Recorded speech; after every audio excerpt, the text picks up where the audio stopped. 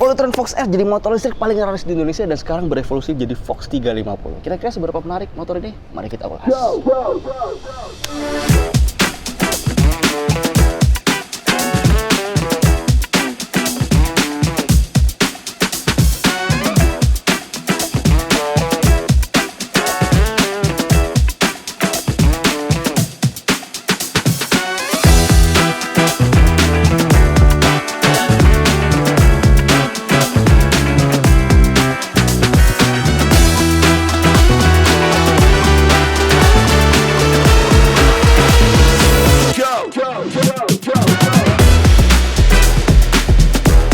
Hal menarik pertama dari motor ini adalah tentu aja dari desainnya sih. Jadi segi desainnya mungkin mirip-mirip kayak Maximatic gitu lah ya. Punya dek yang rata, kemudian juga lumayan panjang motornya. Dan emang desain dari motor ini bagus sih. Dan saya suka banget di 350 karena dia ada improvement sedikit dibanding yang R-nya. Yaitu desain fascianya sekarang jadi lebih tegas. Nggak yang rounded banget kayak di Fox R. Yang ini tuh kesannya kayak lebih tegas, lebih sporty, dan lebih kekinian lah. Dan emang desain-desain tegas, kemudian juga ada lekuk-lekuk tajam itu emang desain yang diminatin banget sama kebanyakan warga di Indonesia. Nah, apalagi sekarang di Fox 350 ini ada warna-warna yang bagus-bagus banget. Salah satunya ini Green Flux. Jadi dia di satu sisi bisa jadi warna hijau, warna ungu, dan juga ada warna biru-birunya gitu. Jadi kayak warna bunglon, cakep sih. Tapi di samping itu dia tetap mempertahankan desain atau karakter khas dari Fox R sendiri yang udah lebih dulu hadir. Seperti di desain lampu utamanya, kemudian juga di desain lampu belakangnya, itu masih bisa mencirikan banget kalau motor ini tuh masih dari generasinya si Fox R. Kemudian yang buat saya suka juga dari motor ini dari segi overall gitu ya, yaitu penggunaan lingkar pelek 14 inci sih. Ini benar-benar membuat dimensi motornya ini kayak equal atau setara banget sama motor matic kebanyakan di Indonesia gitu ya, yang mesin bensin. Dan cocok lah buat jalan di Indonesia yang nggak terlalu rata-rata banget. Jadi kalau jalan jelek, ketika pakai ring 14 itu nggak yang kerasa gelodakan banget gitu. Habis ini kita bahas lagi apa yang menarik dari Fox 350.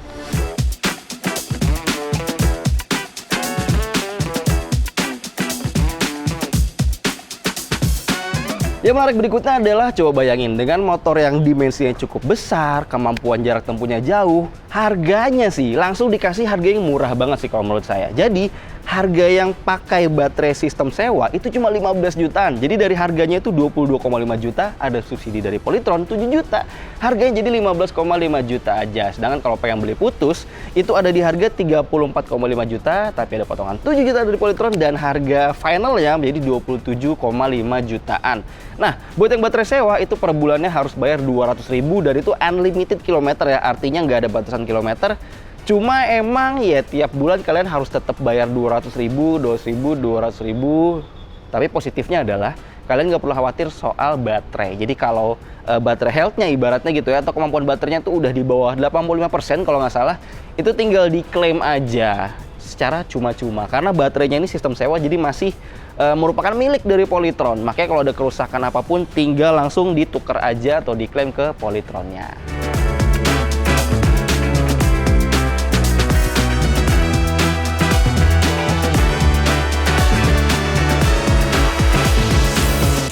Kelebihan berikutnya dari Fox 350 ini adalah posisi berkendaranya. Jadi karena emang dia desainnya kayak maxi skutik gitu, jadi wajar kalau ini benar-benar bisa manjain si pengendaranya. Seperti sekarang dia ini ada Confi Deck nih. Jadi yang tadinya decknya nangkring banget di atas kayak gini, sekarang Polytron tuh ngasih pilihan deck pinggir yang lebih rendah.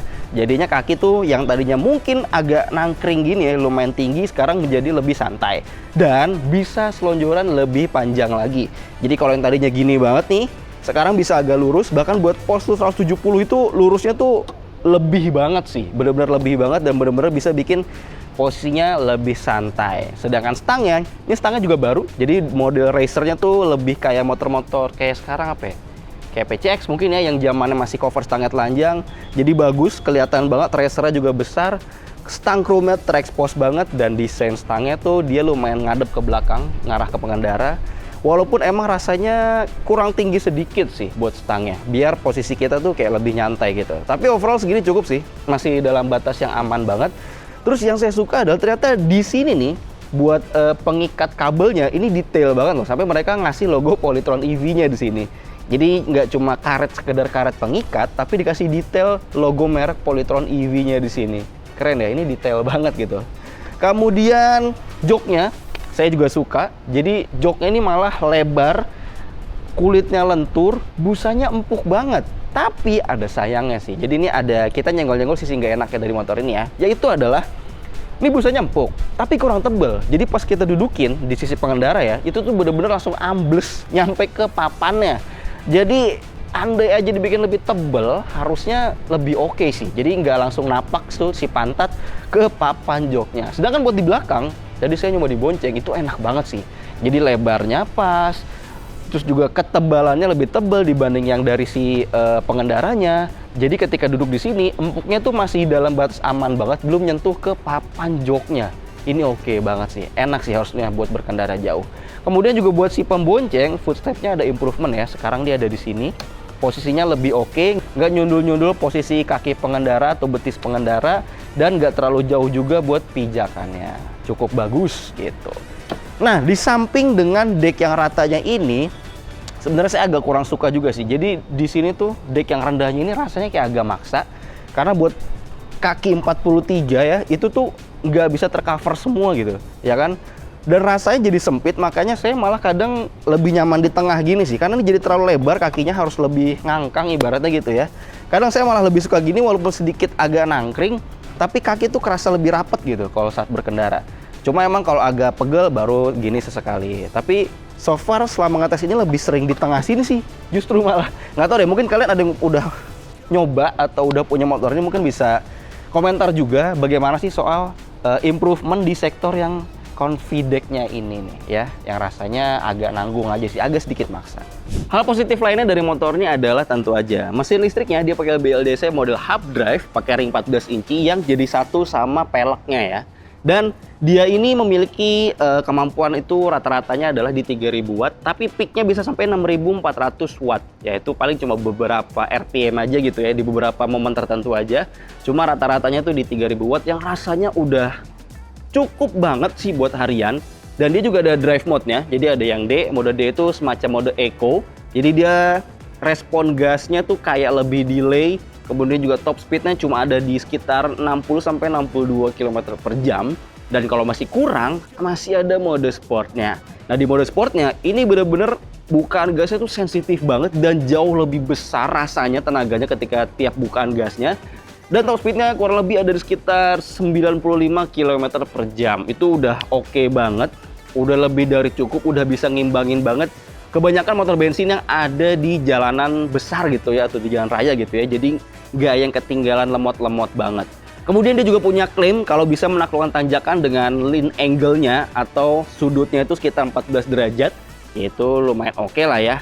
Dan kalau memang lebih dari 14 derajat mungkin butuh ancang-ancang lebih gitu ya, biar nggak yang stop and go banget, biar dia punya spare tenaga lagi gitu. Kemudian di 350 ini sekarang ada cruise control, saya suka banget. Jadi kalau sebelumnya mungkin di saklar kanannya kalau yang R itu ada yang kosong, nah sekarang udah lengkap semua. Dan salah satunya adalah ketambahan saklar atau tombol buat cruise control yang bisa digunakan sejak 40 km per jam. Nah enaknya ini sih digunain kalau kita lagi di jalan yang cukup lenggang, terus juga punya kecepatan yang cukup statis gitu ya, misalkan di 60 atau di 70 atau di 50 km per jam.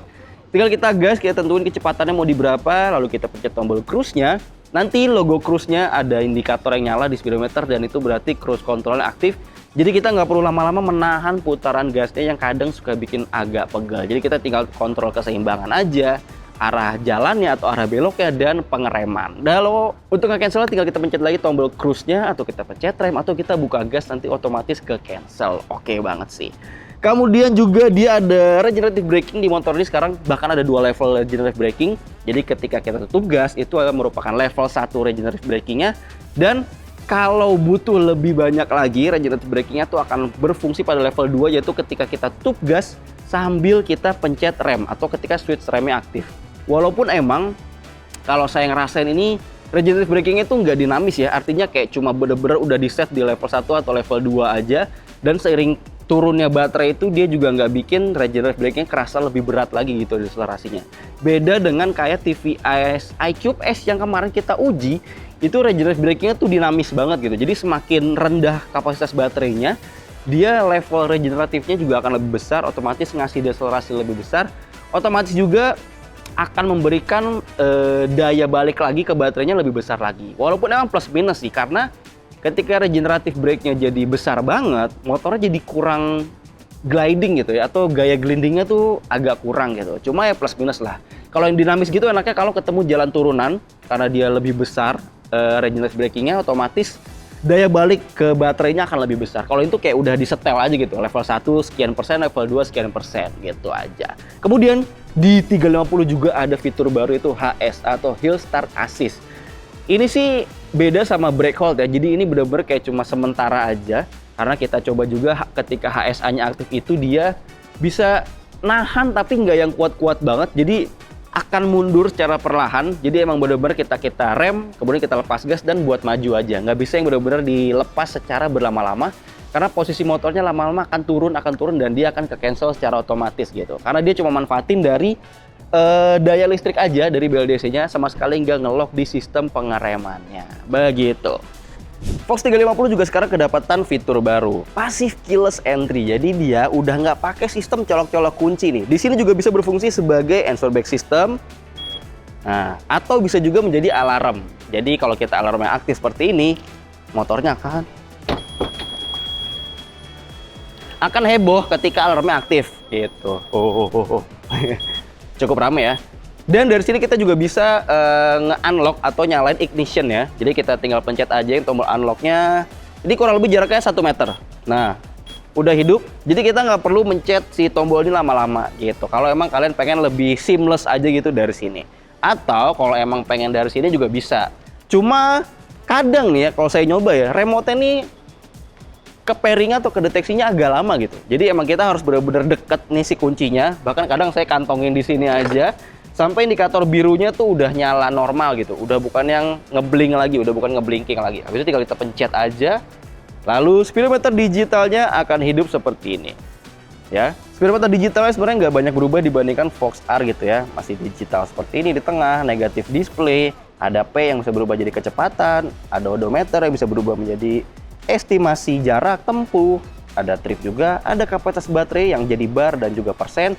Ada indikator lampu jauh, dan di sini indikator kerusakan ya. Jadi ada kerusakan ECU-nya, atau ini motor powernya misalkan overheat, dan ini throttle-nya kalau misalkan rusak dia akan nyala merah juga. Kemudian di sebelah kanan di sini ada rem yang tanda seru. Nah, kemudian ada D yang merupakan drive mode-nya, lalu ada S juga sport. Cuma ini malah aneh ya. Sport itu biasanya kan identik dengan warna merah gitu, ini malah hijau, kan racing harusnya. Sedangkan yang drive-nya yang biasanya eco ini malah jadi biru, kayak ketukar-tukar gitu. Kemudian di sini merupakan indikator standar samping. Coba standarin bang. Nah, nyala tuh ya merah. Dan kalau standar samping aktif gini nggak bisa kita gas.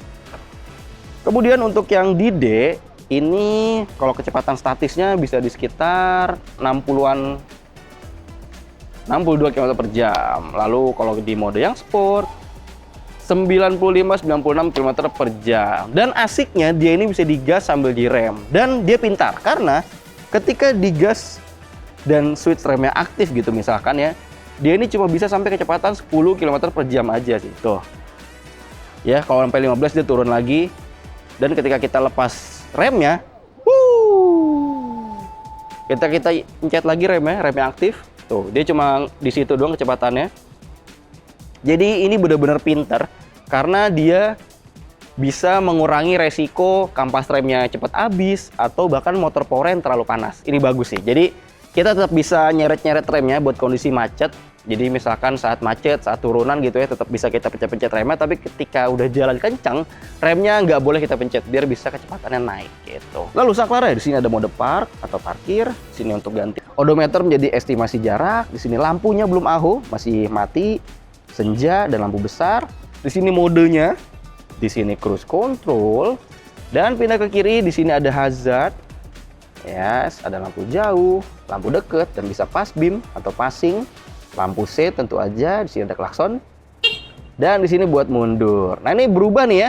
Tadinya mundurnya tuh tukeran tempat sama P, jadi yang R tuh di sini mundurnya.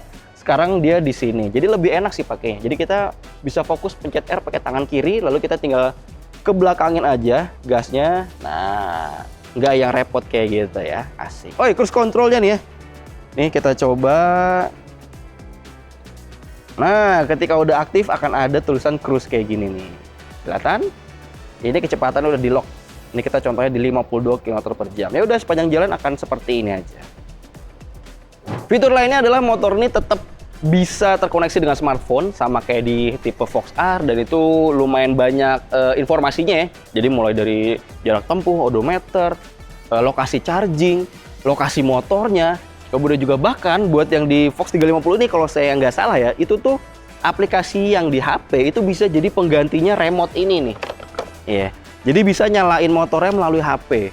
Canggih banget, keren banget. Terus juga tentu aja kita bisa melakukan pembayaran dan tagihan-tagihan sewa baterai dari smartphone. Itu juga lumayan fitur yang cukup canggih ya, di harga 15 jutaan aja.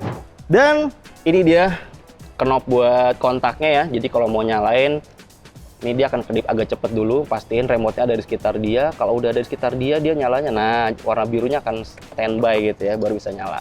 Kemudian untuk kunci stang, awas. Nah, perlu kita tahan di sini. Jadi pastikan motornya mati dulu. Emang ini emang agak repot sih. Setelah kontaknya mati, baru kita tekan gambar gembok. Nah, itu ada blip-blip-blip, artinya udah kekunci stang. Tapi kalau mau bukanya lebih gampang sih. Asalkan udah kedeteksi remote-nya, tinggal kita tahan yang agak lama aja ini. Pencet sekali aja. Ignitionnya hidup dan kunci stangnya juga akan kerilis gitu. Dan untuk buka joknya, ini juga udah elektrik ya. Jadi dari sini nih, selama remote-nya ada di sekitar kita, jaraknya 1 meter, tinggal dipencet tahan aja. Nah, akan bunyi tek. Kayak gitu. Motor ini juga punya ruang yang cukup banyak ya untuk menyimpan barang-barang. Jadi di depan nih seperti ini. Ada 2 buah laci, ini gede-gede banget, yang kanan gede. Meskipun nggak terlalu dalam, tapi cukup lebar tuh coakannya. Jadi bisa buat naruh sarung tangan dan barang-barang lain yang mungkin mau gampang lah dikeluar masuknya atau diambil ditaruhnya. Kemudian ada gantungan barang di sini, cukup panjang gantungan barangnya ya, dan cukup solid, nggak yang meleot banget, ini cukup kuat. Di sebelah kirinya ada kantong dengan penutup, ada charger juga lubang, power outlet, pakai modelnya USB Type-C. Dan jujur, ini dalam banget nih. Coba tangan masuk ya. Lihat tuh, hampir sampai ke pergelangan, ke sikut. Bener, ini dalam banget sih. Dan ruang dalamnya juga cukup lega. Jadi ini buat botol mungkin 500 ml, 800 ml masih masuk sih. Ini dalam banget, asli. Bagus sih, ini fungsional banget. Lalu di sini kalian ada dek rata tentu aja ya. Jadi kayak kemarin saya sempat nyoba naruh kardus, galon mineral juga nih oke, gas juga harusnya bisa banget di sini. Jadi multifungsi banget buat bapak-bapak rumah tangga. Dan di bawah joknya juga ada. Tapi kalau di bawah jok sebenarnya agak disayangkan sih, karena meskipun dia baterainya ada di bawah kaki ya, tapi ternyata ruang bagasinya itu nggak yang gede-gede banget sih sebenarnya. Ini hitungannya agak kecil, jadi cuma separuh joknya aja tuh ya, cuma separuh joknya, tapi emang lumayan dalam, tapi nggak panjang gitu ya, karena di sini dia keisi buat perangkat listriknya kayak baterai controllernya, terus juga controller listriknya segala macam di sini nih. Salah satunya ini juga saklar, jadi ini lumayan makan ruang sih, tapi ya oke lah ya. Jadi nggak heran juga kalau yang pakai Fox R ini atau Fox 350 banyak juga yang pasang top box di belakang buat nambah ruang bagasinya gitu. Tapi kalau buat sehari-hari ya oke lah ya. Seperti saya nih, contohnya bawa portable fast charger, ya kan? Bawa adapter CCS2, bawa kabel extender, ya kan? Nih, kalau misal kurang panjang. Dan terakhir yang perlu wajib banget dibawa sebagai bikers adalah tentu aja jas hujan nih, perangkat lenong. Masih bisa masuk dengan cukup baik dan ini tapi udah pas banget ya. Walaupun mungkin ya bisa naruh-naruh sarung tangan atau jaket-jaket dilepet-lepet lagi di sini. Seperti itu sih fungsionalitasnya dari Fox 350. Lalu kita masuk ke sumber daya utamanya dari Fox 350 nih. Sebenarnya nggak ada perubahan sih jujur. Jadi masih sama kayak yang di Fox R. Jadi kapasitasnya masih 3,75 kWh dengan penggunaan baterai tipenya tuh LiFePO 4 gitu ya. Dan dia posisinya ada di sini nih. Nah, ya makanya ini yang bikin decknya lumayan gunduk gitu ya. Gitu. Kemudian dia klaimnya bisa menempuh jarak hingga 130 km. Tapi ada tapinya. Tapi kecepatan rata-ratanya harus 40 km per jam. Makanya kalau saya kemarin nyoba beberapa kali gitu ya, Beragam banget kondisi jalannya, macet, ngebut, mode D, mode S, speednya 40, 50, 60, 80, sampai 90 juga dicobain. Itu kita ambil rata-rata dan dia kurang lebih bisa ya 85 sampai 98 km lah. Itu pakainya agak asal-asalan ya. Dan kondisinya sendiri, nggak boncengan.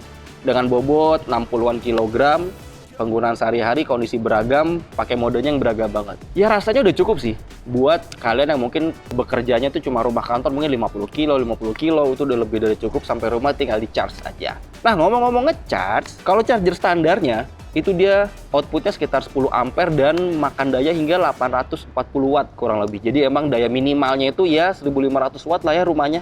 Biar tetap bisa nyalain TV, nanak nasi, dan kawan-kawannya. Karena kalau di bawah itu kayaknya akan mepet banget sih, karena ini lumayan besar. Makanya dia klaim penuhnya itu sekitar 4 jam aja, karena dayanya lumayan besar. Tapi, Polytron juga menjual portable fast charging secara terpisah.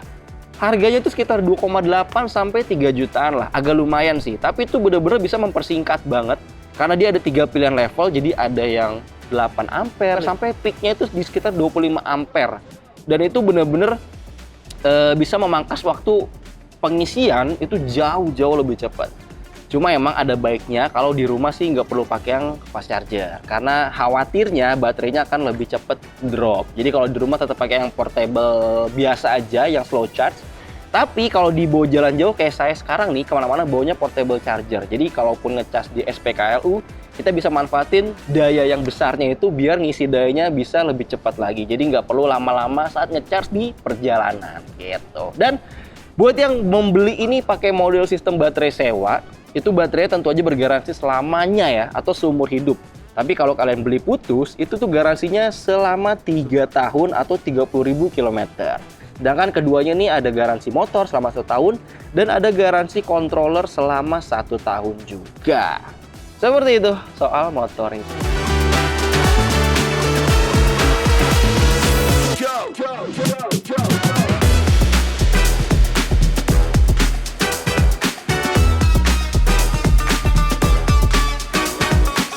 Setelah tadi kita ngomongin soal hal-hal menarik yang ada di Fox 350, sekarang kita sedikit merangkum hal yang gak enaknya di motor nih. Yang pertama adalah suspensinya. Jadi baik suspensi depan maupun belakang, jujurnya gak enak banget sih. Padahal kan hal yang lumayan membedakan antara sepeda listrik dan motor listrik itu adalah suspensinya. Dan motor-motor itu harusnya suspensinya nyaman.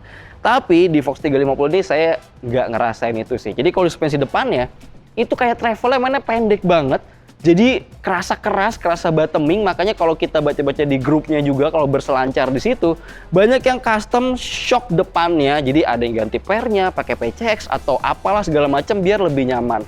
Begitu juga dengan suspensi belakangnya. Ini rasanya juga cukup aneh gitu, kayak keras-keras gimana gitu kalau jalan sendirian ya. Agak susah sih digambarinnya. Tapi kalau buat boncengan ya lumayan agak kebantu lah ya, karena mungkin bebannya lebih banyak gitu. Tapi buat saya yang posturnya cuma 60 kg, ini kalau sendirian naik Fox 350 tuh rasanya jujur nggak nyaman banget sih, asli. Terus juga di jok, tadi saya juga udah ulas kalau joknya ini empuk banget, busanya kenyal tapi tipis. Jadi ketika kita duduk, ini bener-bener pantat nempel di papan joknya. Akhirnya yang tadinya harusnya nyaman malah jadi nggak nyaman. Kekurangan berikutnya ada di hand grip.